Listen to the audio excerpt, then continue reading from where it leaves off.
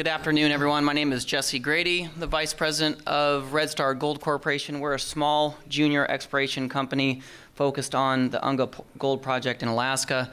And this is a technical presentation somehow crammed into a corporate presentation forum. If we have additional questions on the corporate structure or anything, you can stop by our booth at 2645. But this presentation is going to highlight some of the modeling efforts that we've done over the last few years to target high-grade gold breccias in a fairly large district play. Here's a forward-looking statement slide that I need to show for you guys to take a peek at. RedStar has a portfolio of some high-grade systems in North America, but we've primarily been focusing on the Unga project in Alaska. It's 100% controlled by RedStar, and we have a very strong potential for high-grade discoveries. Very simplistic map. This is the project boundary. It's over 240 square kilometers, and it's a pretty significant intermediate sulfidation epithermal district. The geological framework of the islands are actually subduction-related basalts and andesites, tuffs, and intrusions are basically a volcanic pile built on top of and intercalated with shallow marine sediments. There are numerous intermediate sulfidation prospects, breccias, veins, and stockwork that are anomalous across the entire district. Some pretty significant 9-kilometer long trends that we've been focusing on, the Shumagon trend and the Apollo Sitka trend. They're associated with some fairly large epithermal alteration zones that are barren to weakly anomalous. Our main prospect is the Shumagon prospect. It has significant intermediate sulfidation breccia systems that are multi-ounce gold and silver grades. It's getting to be pretty substantial size for us. Every time we drill it, it gets bigger and better, and we think that there's some potential for it to actually reach 1 million ounces at some point with some more drilling. We have strong expansion potential across the district, and our main target type is something similar to Shumagon. We think that with some of the modeling that we've done, we can target additional breccias as we see at Shumagon along these regional trends. But this is a fairly large district, so it's required to pay attention to the geology so that you can effectively target high-grade systems. Any future discoveries in the system or in the district will actually be blind or buried targets. This model that I'm going to be talking about today is a very large sequence of geological observations that we put together over the property over the last 3 years, and there's been a lot of people that have helped support this. But it's allowed us to actually interpret the geological environment both spatially and temporally and apply it towards mineral exploration. So basically, to break down why it is important to actually have exploration models is there's a lot of epithermal features that are barren. So knowing where gold is not is just as important as knowing where it is. So I'm going to show some maps and features of what we see of very early hypogene advanced argillic alteration system that's associated with phreatomatic breccias that are barren. And then multiple hydrothermal events that are overprinting that ranges from an early sulfide-rich disseminated event across the district that's barren. And then we start to see structurally controlled sulfide breccias that are anomalous, that are cross-cut by our main target type, which are high-grade intermediate sulfidation breccia bodies. And to tie it all together, we see a very common fault vein breccia pattern across the district that's evidence of regional extension associated with a very large formation of a northeast trending graben. And this had major structural controls across the district, so it's a very common exploration pattern for us. So this is a technical presentation and not a corporate presentation, but let's move through these features that actually allow us to properly spend our exploration dollars and target high-grade gold and not look at barren rock. We do see some very broad residual quartz bodies that are haloed by advanced argillic alteration clays. These occur as these orange and red polygons along these trends that are 9 kilometers apiece. Orange Mountain, which is in the center of the Shumagon trend, is a fairly large residual silica body haloed by advanced argillic alteration, and it trends for about 3.5 kilometers visibly down to the Kila Moat area. We see coeval phreatomagmatic environment associated with hypogene alteration. We see phragmatic volcanic units that are stratigraphically and structurally controlled that actually document eruptions that occurred during and after hypogene alteration. We see evidences for paleosurfaces in the rock record that show fragmental units that are interbedded with lacustrine sediments, so that means any potential is still remaining at depth. We also see juvenile magmatic clasts within these fragmentals, which is observed in the largest intermediate sulfidation systems worldwide. So pretty important features to recognize, and we think that that large orange mountain that I showed in an earlier slide was a center for early hypogene barren alteration that, as the system cooled, it transitioned to a hydrothermal event that is what we're going to focus on next. And here's some images of the residual silica bodies and advanced argillic clays that are around Orange Mountain that are basically barren.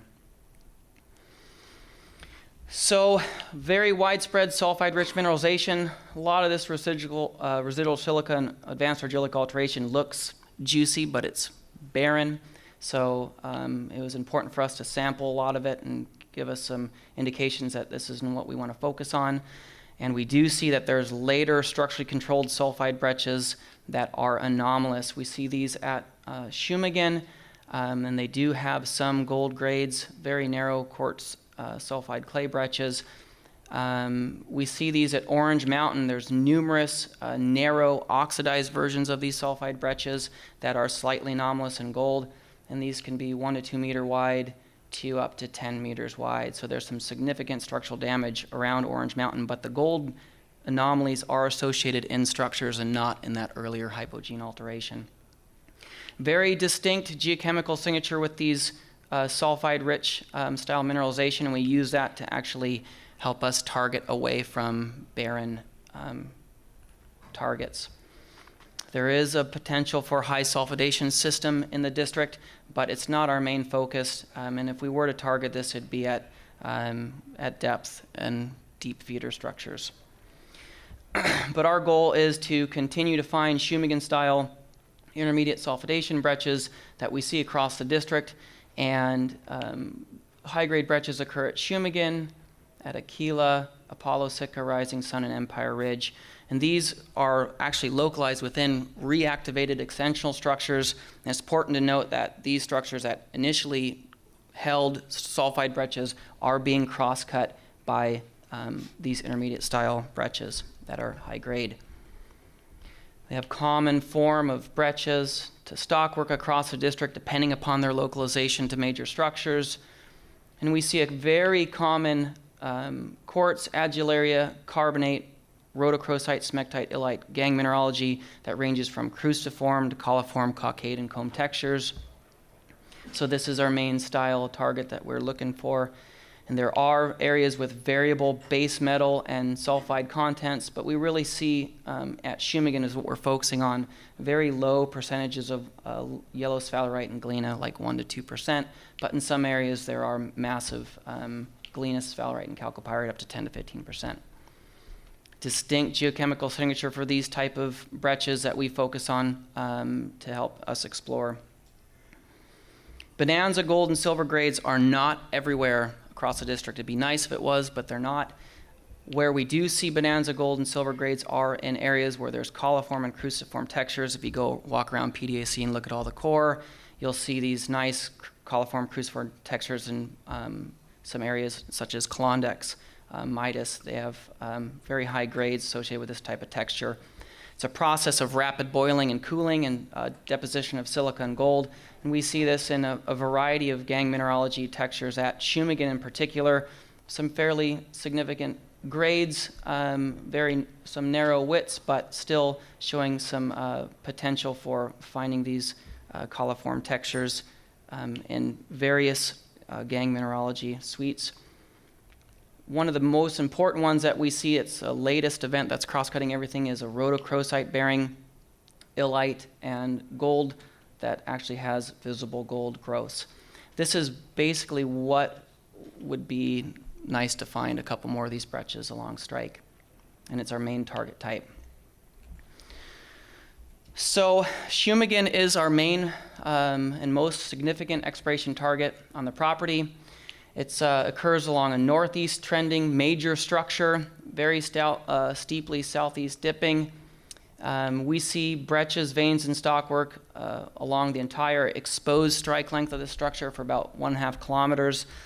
The thickest breccias and the highest grades occur in these areas where you get these east-west and northeast intersection, and we are attributing these to being syn-mineral dilation zones, and we see these at the main breccia in Bunker Hill. Here's a long section across Shumagen, shows about 950 meters of strike length. These are surface geochemistry at the main breccia and at Bunker Hill. In 2016, we tested the vertical continuity below previously drilled areas in the main breccia, and I'm pretty excited for this hole to actually open up a whole area for exploration. And it's the deepest and most southwest hole that we have.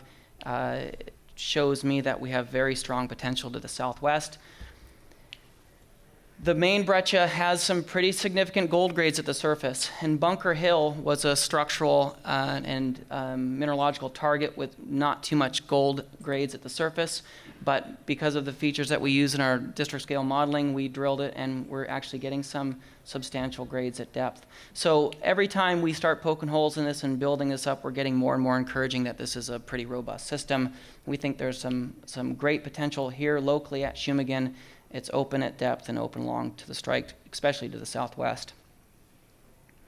So that's our main kind of target for the whole project. It is a very large 240 square kilometer land package.